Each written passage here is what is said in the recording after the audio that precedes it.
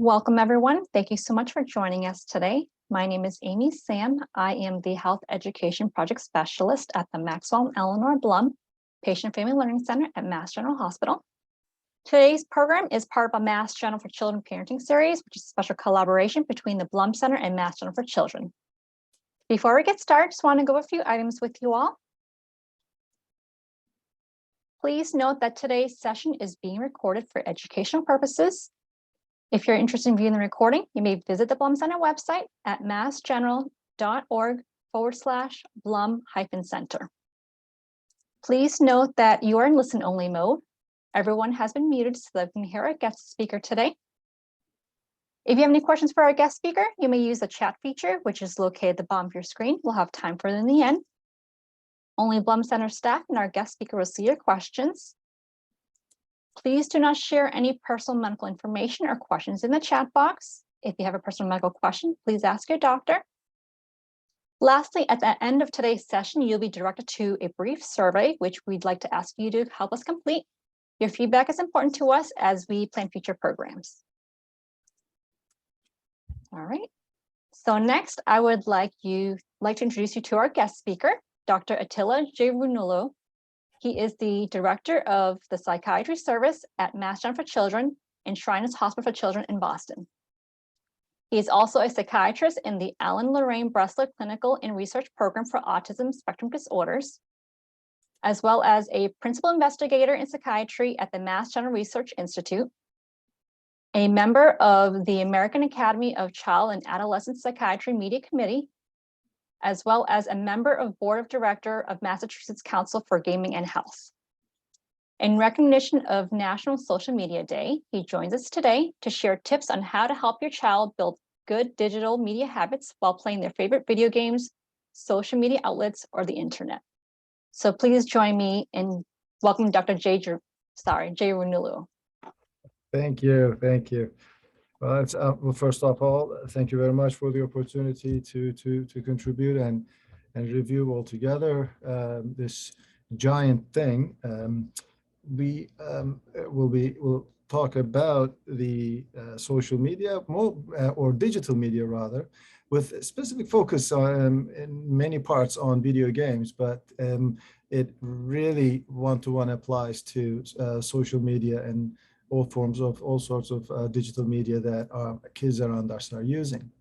In the last 3 years, particularly with all the changes and happenings in our world with the pandemic and the changes it forced on our social fabric for social life, the video games, digital media has gotten a huge use in kids, even more. It was already huge, it is now huger.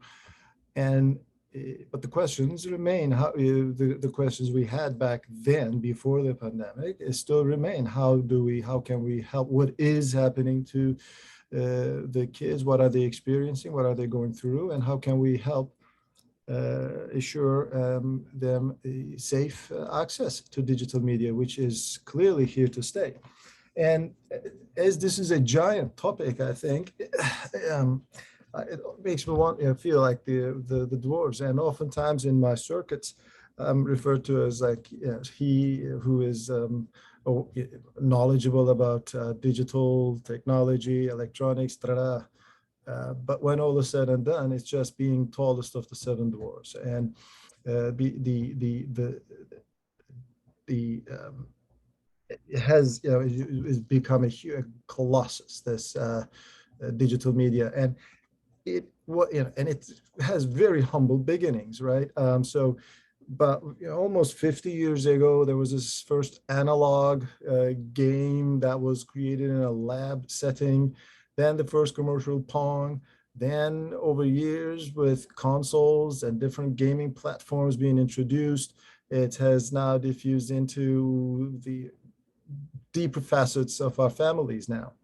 And as the technology, as we see, is so much advancing, from 2 sticks bumping a dot to almost real like figures playing full-fledged soccer on the field, it is certainly understandable that it will become it has become a culture of its own. And now with one of the perhaps biggest trade fairs happening and around the video games, social media, where innovations are kept introduced.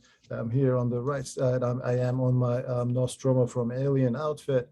Well, not an outfit, but hanging out and taking pictures. The to put it in numbers, when we look at the last 30 years, the digital media altogether it is now 15 times what it was back then. And owing to, in the last decade particularly, its growth in mainly to games coming within the on smartphones and tablets. But it's a market, it's a industry that is larger than video and music entertainment department industry put together. That $180 billion is bigger than those two, which were the behemoths of a time before right now. And likely the use habits have increased among our kids. About 20 years ago, it was still quite prevalent with 7.5 hour total daily spent on screens, which is now close to 11 hours. About 10 years ago, which is, when you come and think of it, it is more than an adult's work day. Well, hopefully. Only that, some adults at least get the weekend or some time off, whereas the kids are doing this 10, 11 hours of electronic media use 7 days a week. And they're doing they're using the screens in various ways, right? Surfing web, social network sites, obviously playing video games on their consoles or with other over the internet. And so it is a pastime. And in about not too long ago, about 6 years ago, and I think these numbers still hold, maybe only increased in duration during the pandemic. But when asked, how much game did you play yesterday, like in a survey, we see that about more than half of the kids play 4 hours or more in a day, which is a huge number. A huge number, and it's more prevalent. This heavy gaming or a lot of gaming is more prevalent in boys than in girls, but both genders do play. And it is during the vacation, summer vacation right now as the kids are entering, and I hope this is going to be useful for all those of us with kids around. The off school or non-school or non-academic time is increases a bit more than 2 hours during the breaks, as one would expect. So this okay, where is this going, right? What are we, with those of us with kids, younger kids around us, and what are we looking at? Well, this use is expectedly going to continue to increase until the kid hits 16. And it will steadily increase. It still increases a bit, but it plateaus by mid-20s and then goes down. And it's in some ways is similar to, unfortunately, substance use. But it's when it is problematic, it is. But it is. But it is not as perhaps pervasive, maybe, but still effects. And we're going to see what those effects are on kids in a few moments. One of that is by direct displacement of other things like academics or like doing homework or doing extra study, extra work, participation in athletics, or just socializing peer-to-peer, like face-to-face socializing with friends, and sleep. All these are pushed out by the by the electronic media. because of their use, that that all that 11 hours needs to come from somewhere, and this is where it's coming from.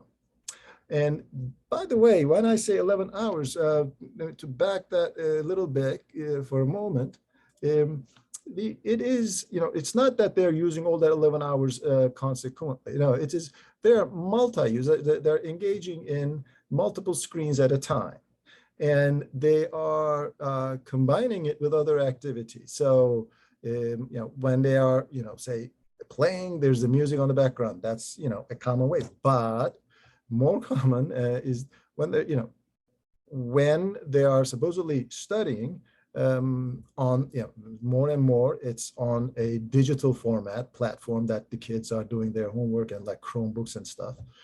They are toggling between the work and the media.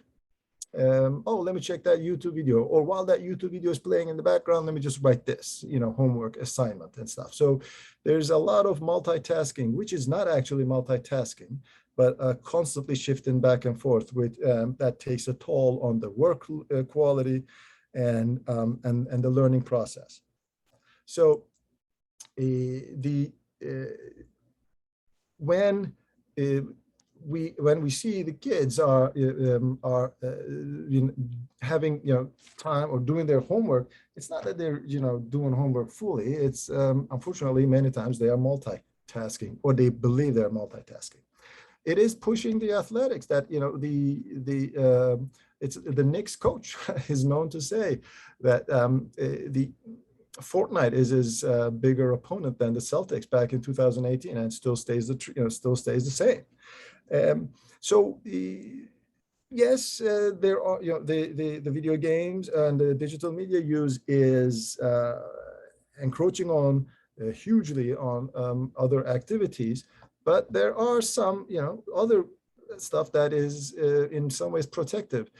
Interestingly, over the last 30 years, 40 years, with this steady increase in video game and digital media industry, the teenage pregnancy has dropped. But of course, that is probably also in large part a manifestation of the policies and education programs, public education and awareness programs that have been underway for so long.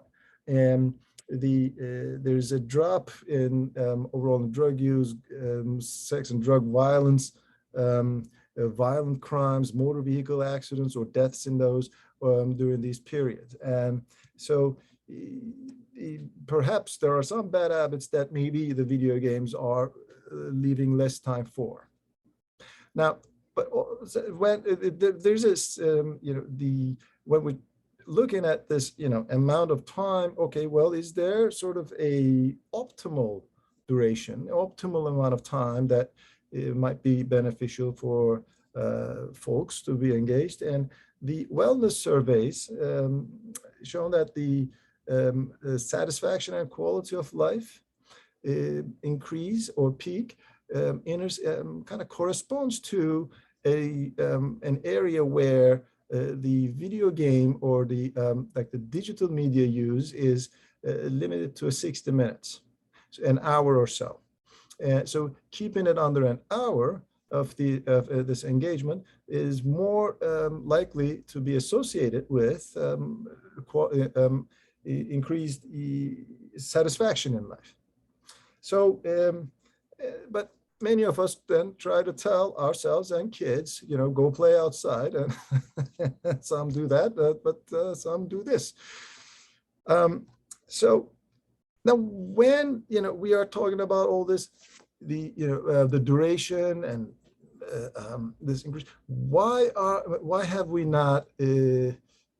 has it not come to our attention before? And when I say before, yes, it has been in our worries for some time, but much longer than those worries, it has been first the violence, because we were busy. And none of this captured our attention before because we were preoccupied with something else that we thought game related. Yeah, it was the violence. So much effort went into investigating a relationship between video games and violence, mainly was led by this conviction that violent or sexual themes depicted in games and the content that glorifies drug use in video games will desensitize the players to these the violence and drug use and perhaps trigger them to act in a violent manner. Yet with all the money and all the effort spent, there has been no clear, convincing causal relationship shown, except what common sense would already tell us. That is, young kids may experience a wide range of emotions in reaction to inappropriate content on any type of screen or anywhere. So we should certainly supervise and monitor what they are doing and viewing. However, we should also now pay attention to other things too. The equally important, perhaps more so important aspects of video game play that actually is associated with some effects. So one of them is, really, I'll skip this. One of them is sleep. Now, we don't know what exactly sleep does, but we have a pretty good idea what happens in the absence of it, or a chronic absence of it, is that a lot of health problems ensue.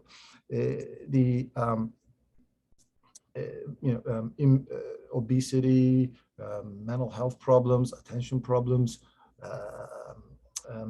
immunological problems,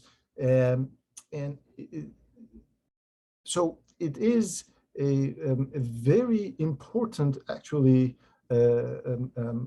element in our lives that we have to really protect. It is a moving target. That is, how much sleep is enough is a moving target.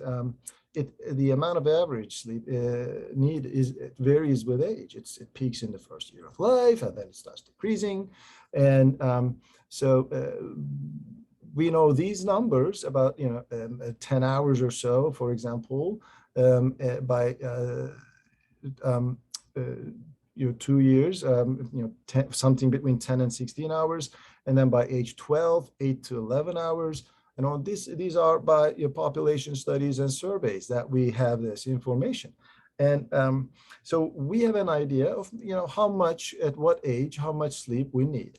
But when we look at recent surveys in terms of how much sleep the kids get, unfortunately, that's a problem. 3 out of 4 adolescents surveyed are sleep deprived or on the edge. And we know that the sleep deprivation is a health problem, and it seems it is something that is affecting 3 out of 4, 75% of the kids around us. So it is worth looking at it from a public health perspective. It is worth looking at how we can help improve sleep. One item there important is the electronic screens. The access to these electronic screens is very pervasive. It starts from a very early age. 1 in 5 toddlers, they use devices more than once daily, according to a recent survey. And the total sleep time these toddlers get is correlated with the number of touchscreen devices they have access during the day.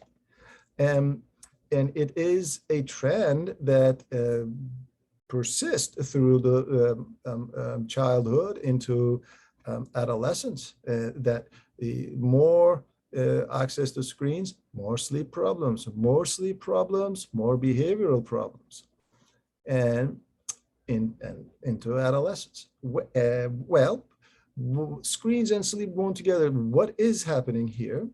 When we look at that, we see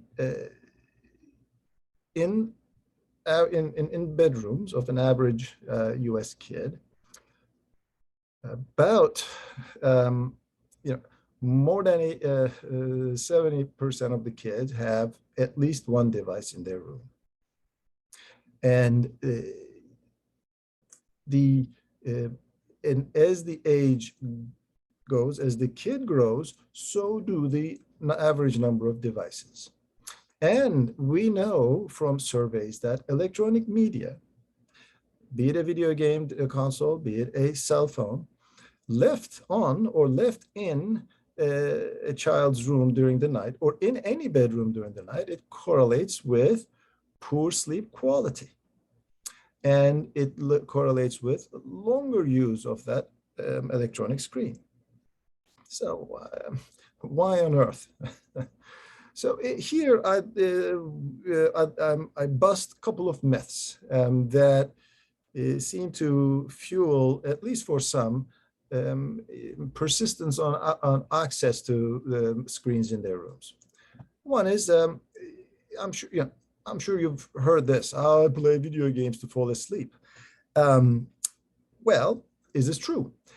In one study, they had the participants play a video game, an action video game, and another group they had them watch a movie, and they traced their brain wave changes, and this is happening at night hours, within 2 hours of the customary bedtime for that person.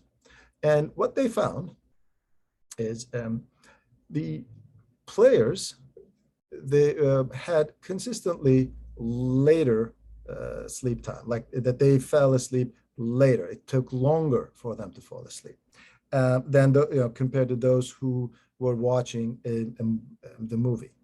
And there was a third group who were reading book. The book readers fell asleep immediately. The TV watching the movie was about associated with 5 to 10 minutes of a delay, whereas the video game play was associated with a half an hour on average. So that's one. Now, here's the kicker.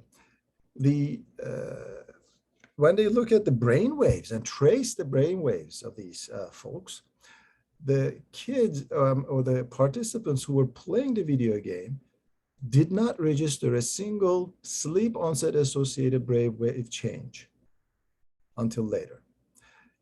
Whereas the movie watchers were kind of nodding off like that, right? And the brain waves reflected that. So there is something deeper engaging in the video game format, in this media format, than just passively watching that keeps folks awake. So our friend here is, this is a myth, and it's not correct. Another one is when faced with, you're going to bed late and you have school. Well, I catch up on my sleep on weekends. Very, very common. One out of 4 6th and 7th graders have made this claim. And the proportion of this, the prevalence of this claim increases as the kid grows. But when in the surveys when they look at the average amount of sleep during the week and then the average amount of sleep on the weekends, it doesn't match. The recovered amount of sleep on the weekend is nowhere near, not even half of what they are missing out on during the week. So there is no weekend catch up, and the kids are continuing with an ongoing sleep debt. So this, our friend, is also incorrect. So then, what we need to keep in mind is that the video game play and electronic screen media access for longer than an hour within 2 hours of bedtime has been shown to correlate with a delayed sleep, shorter amount of sleep, frequent wake-ups during the sleep, and not full wake-ups. They are partial wake-up that we may not recall, but the person is awake. That's registered by the brainwave changes. And what follows is a daytime fatigue. Or is that all? What would help you guys, and what would help us all to remember what we are talking about today, tomorrow? Well, if you're thinking about number 6, what am I talking about again? We're talking about electronic media. Here, the it all depends how tonight goes. Why? Because the last learning, the final stage of learning happens. It occurs during the REM sleep, which is a component of sleep that recurs throughout the night, where in the brain, the knowledge, experience accumulated that day is encoded into memory for long term. And insufficient sleep after learning, it interferes with the memory and remembering what you've learned later on. So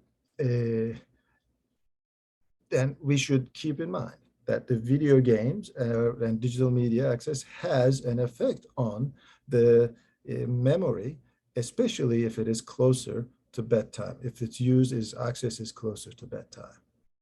And it is mainly with the media or electronic media, whereas other activities close to bedtime does not have anything like that, like the board games, for example, or reading a book does not have any a consequence like that the next day, because the sleep is untouched by that, which then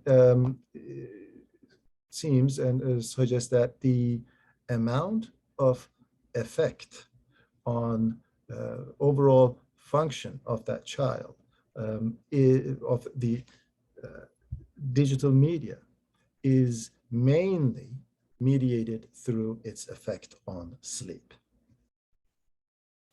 So in addition to that, longer use of the media, engagement with the digital media, it displaces other activities as well. And so we know that now longer duration, so kids who play more than an hour, they tend to score less on their GPAs and have more academic problems.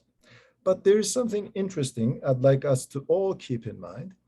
Even in the best of circumstances, even in households where there are rules that are being followed and obeyed and listened to, even in those households, when there's a new electronic device introduced into the home, it is followed by a risk of some academic decline, especially in reading, within the 4 months that follows.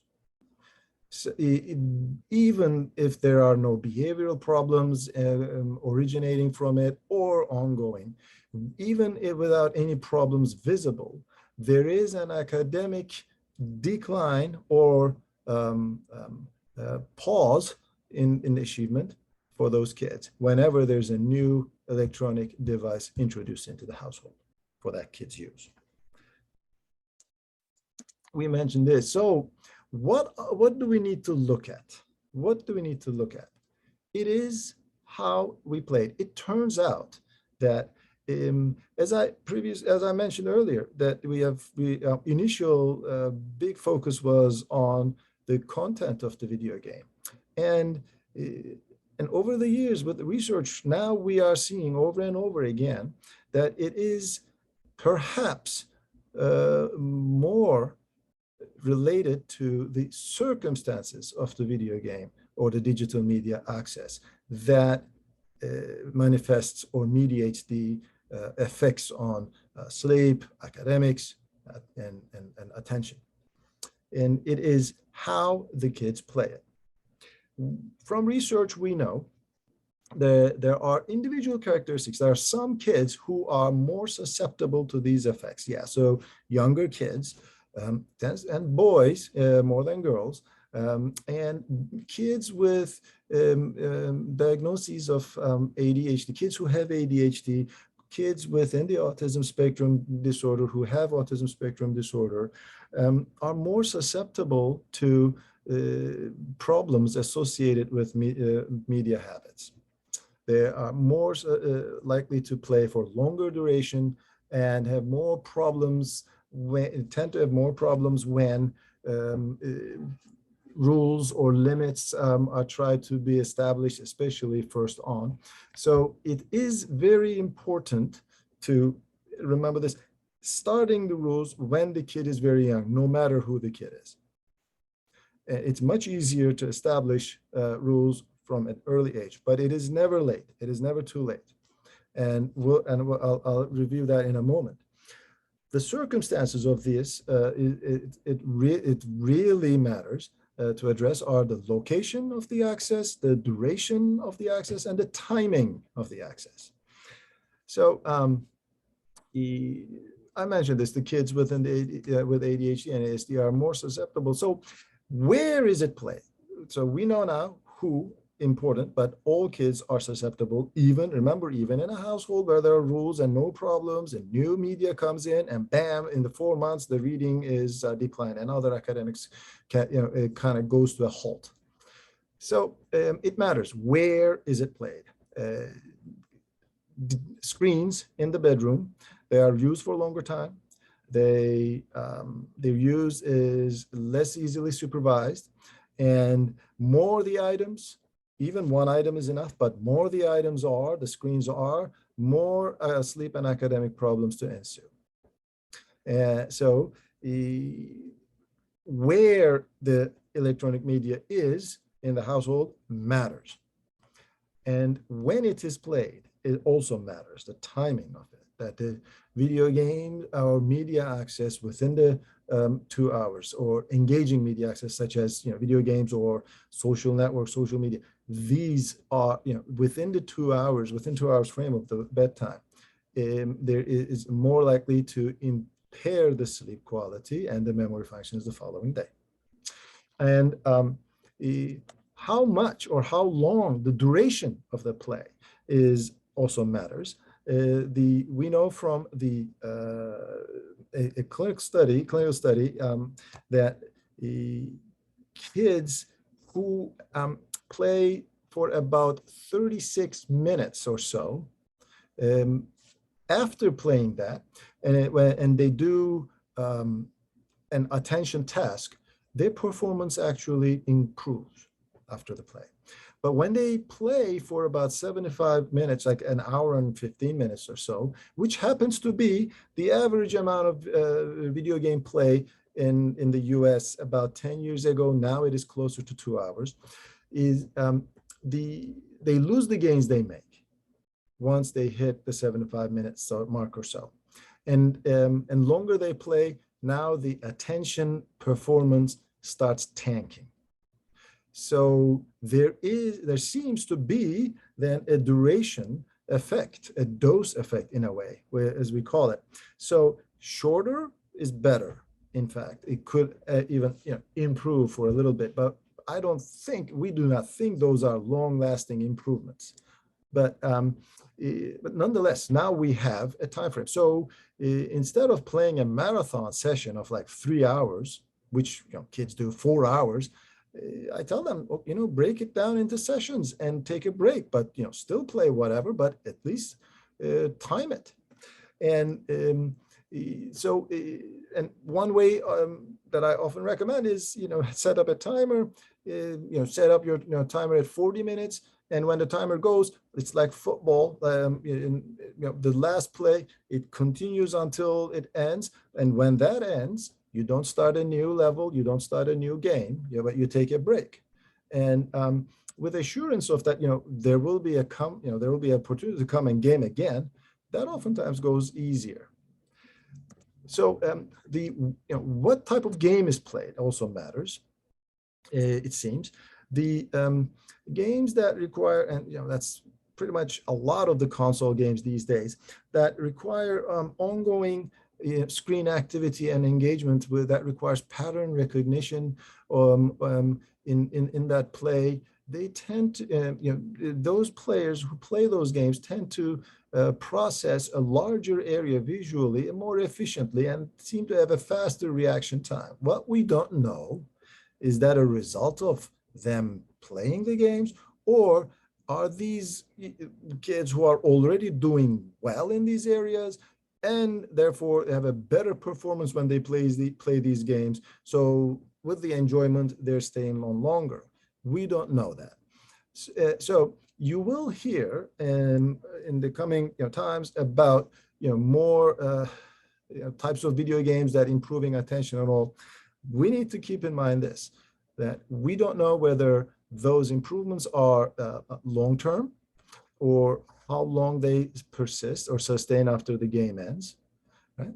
And and when it's all said and done, it may perhaps, if it is improving the processing a larger visual area, it doesn't seem to improve a better reading habit or improve reading comprehension. So it's not going to help you read Moby Dick. And so then what do? We need to keep in mind, first of all, that the effects of the digital media on academics, on cognitive, is all mediated, seems to be mediated from or commensurate with its effect on sleep, which relies on location, the timing, and the duration of the access.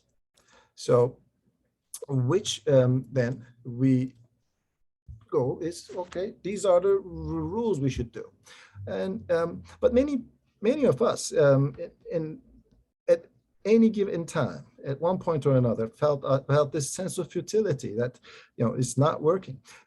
What we know also then is that rules, when we need to have the complete rules, like the rules on the day of the week of media access or content, they have little or no effect on how much time the child spends on this on the electronic media overall, unless there's a specific limit on the amount of media use and the location of that media. So having rules but not seeing the benefit can be frustrating.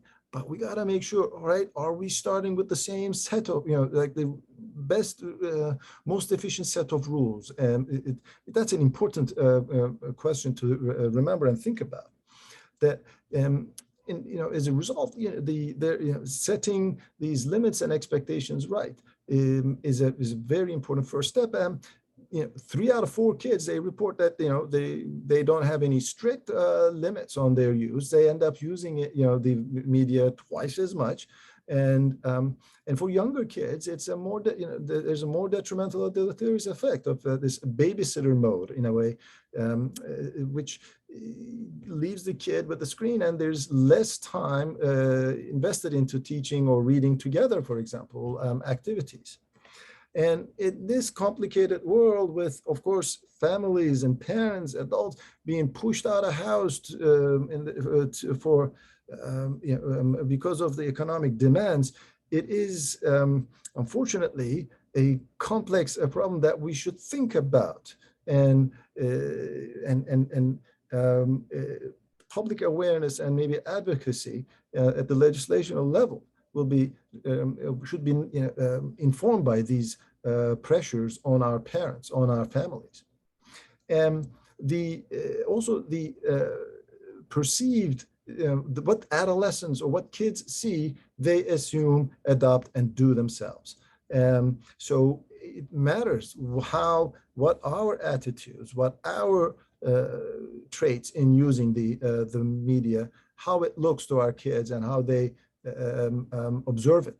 So in families with high screen use, high screen access, such as the screen is on, screens are on, even during the family gathering activities such as dinner or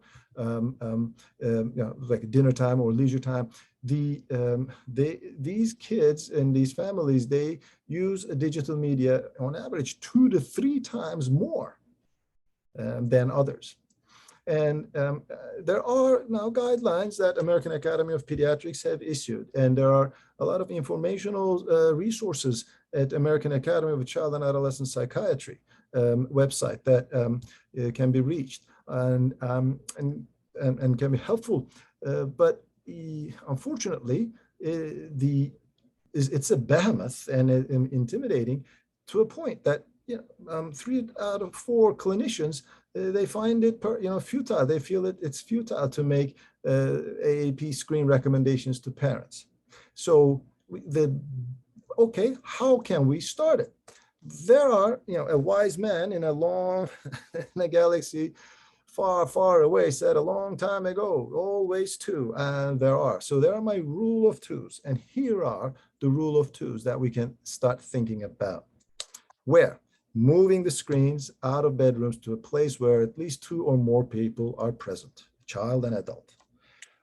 When? About 2 hours prior to bedtime, establishing a curfew on the screen access. For how long? That varies with age, right? So kids younger, so like infants and toddlers, limiting media use as much as possible to personal communications like FaceTime with grandma. Or 2 to 5 year olds prioritizing and limiting perhaps access to limiting the access to high quality programming only, and co-view with two people as much as possible. And instead of playing multiple sessions of like one long session, break it down to 2 or more sessions of 40 minutes or so with breaks in between. And for older children, try to cap somewhere close to 2 hours a day of the media access by providing other alternative activities. So with whom? Well, it matters that too. So playing with the kid, or is playing with people perhaps on a split screen, is better than maybe playing it online with strangers, definitely. And playing with the kids, that they're one out of 20 kids had responded in surveys that they play with their adults and at home. And which is, I think, a missed opportunity, honestly.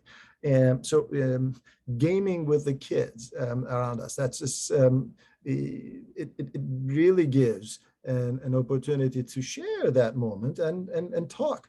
And with what? So what are they playing? Get to know what they are playing.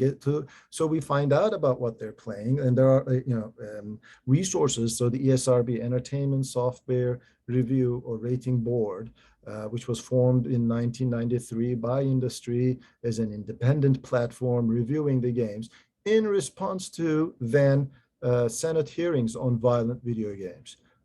Some of us old enough may remember that. And monitoring our kids' online activity and what they are playing, who they are talking to. And all this is represents a change. And as I said, always too, there are two obstacles to change. One of them is pessimism, right? Whatever I'll do, it's not going to work. These rules will fail. That's clear to understand. And the other one is undue optimism, or optimism itself. Like, oh, the kids, well, by age 16, it's going to be, but then they're going to be fine afterwards, and the kids will find their way. It's going to work out. Both of these lead to inaction. What leads to action, or what governs it, is hope, which is not just I hope, but no, hope in the way that if I do this, that will happen. Reminding ourselves of that if what we are limiting, why we're limiting, what we're placing with, and how we're formulating, if we do that, this will happen. The outcomes and measurable outcomes, see and share that really cultivates. So it's once we start doing that, we then see reduce the total screen time, and then it slowly leads to other changes, and then it starts to self-sustain. No, this is not to say it is easy, no, but it is easier than imagined to start. And once it gets going, it is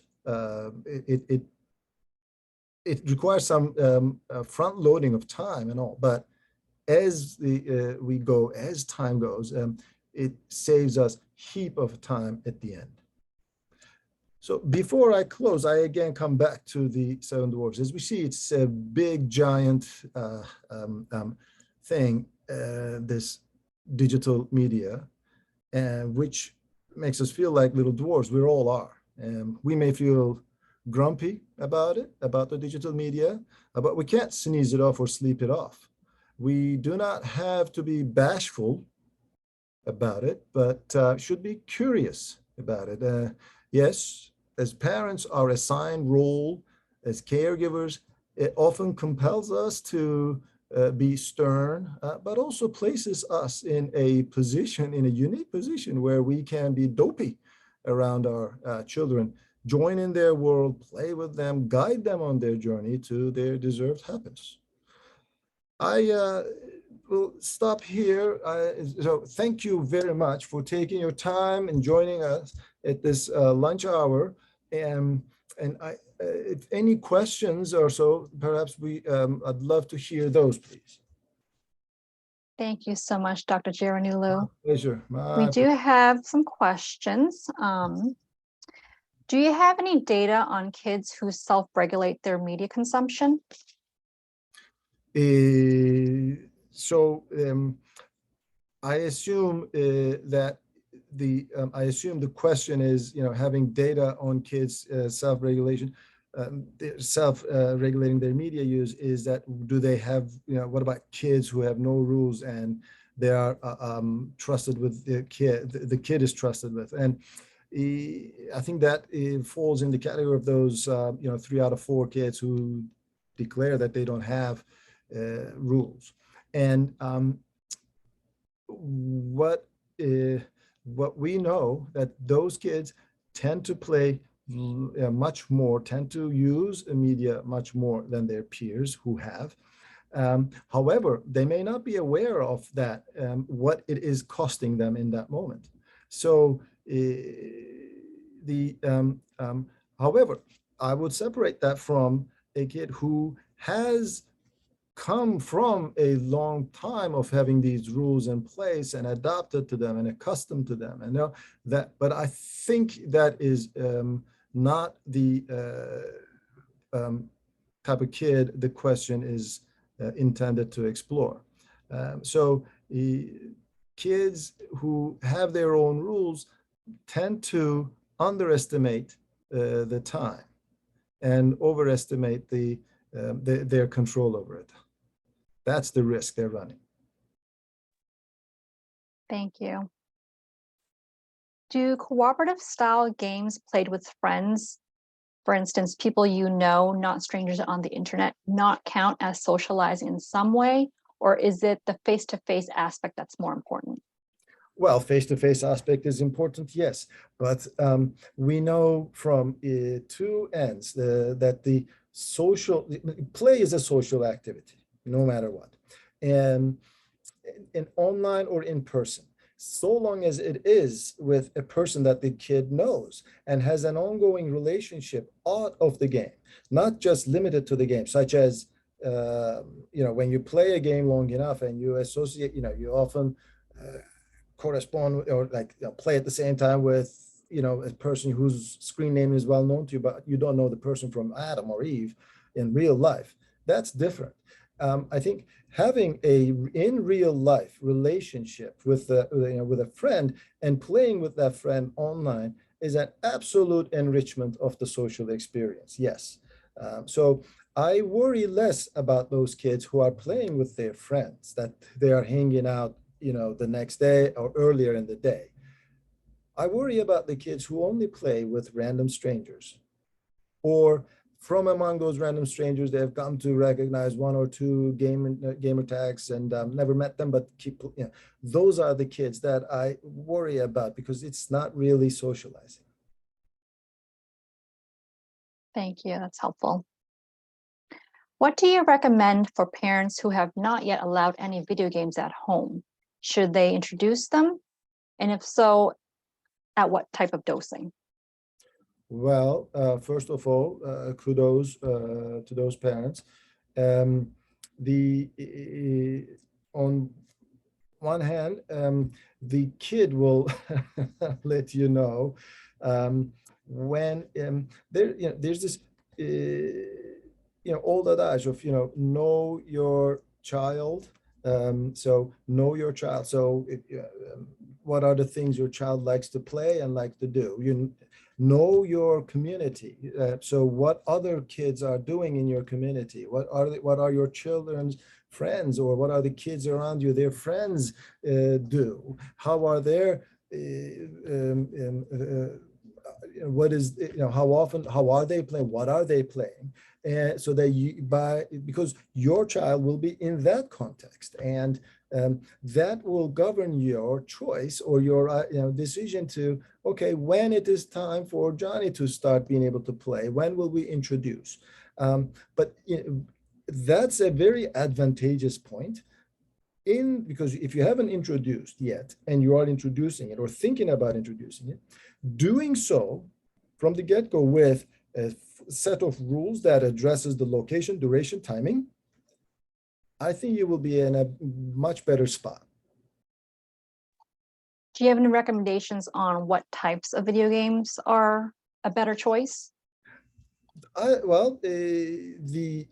We know from the research. Well, there's personal, but I think from the research, we know games that allow cooperative and competitive play with a peer, with a friend, are very very useful in that regard. So that's like a toy you play with a friend. So games that are multiplayer, able to be played on, in person together as well, I think would be a good spot to start.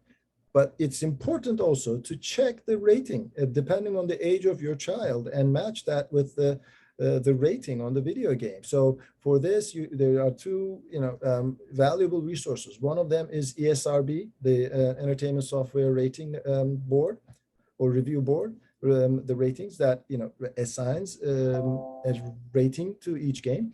The other one is commonsensemedia.org, where it's parents, by parents, for parents, that parents provide these reviews of any media material, video games to movies to books to everything on that. So checking and putting that among your favorites in your tab or your browser, I think would be useful. Thank you. We have a follow-up question on age to start. You're talking about gauging, kids in the community. Is there a particular recommended age we should start introducing them? Introducing that, well, it's within, so for a kid, for a toddler, right, you can introduce the electronic screen that allows communicating with the grandparents who may not be in the immediate area, or uncles that are away, or a parent in service. So and then after that, in older, for 2 to 5 years old, with heavily prioritizing more informational, high quality, programming. And if you are going to be playing together, doing, co-play, and perhaps limiting it to co-play with the parent of the child. And for older children, it more becomes the duration, limiting the duration and the timing. Thank you. And all this, the content, how to match the content, well, that's with the ESRB and the Common Sense. And I see in the chat, I did not know this, Common Sense has a paywall now, which I assume after 3 reviews, you have to get a membership or something. I did not know that. I did not know that. Well, that's, I wonder what is that about? I wonder if they're, is that their way to manage that, so that they can stay independent of industry donations? I don't know. So I think we have time for just one more question. We have an individual who, one of their main concerns is about today's video games and how real violent they feel. Are there any recommendations for parents to try to minimize the effect of those in their kids? So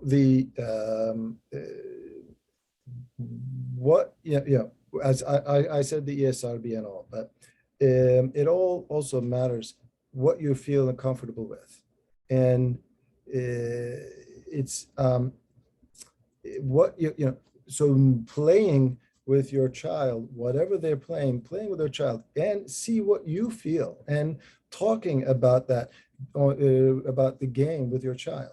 Now, if we were to, let's give an example, like so Call of Duty, which is as real as it gets, combat situations and all. I don't think it belongs to the hands of a 7-year-old. No, it's M-rated. First off, that means like you're 17 plus. But yes, adolescents do play that a lot. And they have a good idea of reality tests. Most of them do. So knowing your child, what their reactions are to the media, knowing what the media depicts, and what your responses are. Your responses to that, initial responses could be of horror and all. And it is absolutely worth talking about that with your child, how those games make you feel, and see what your child feels and experience. And then wherever that conversation leads you, there will be your answer. Thank you so much. So I think that's all that we have time for today. Dr. Jayavarnulu, thank you so much for a very informed presentation. For the thank you for the opportunity. It's been great. Thank you. And everyone else, thank you so much for joining us today. As I had mentioned, today's program is recorded, so it'll be made available on the Blum Center website. You can visit us at massgeneral.org/Blum-Center. Thank you so much, everyone. Have a lovely rest of the day. Mm-hmm.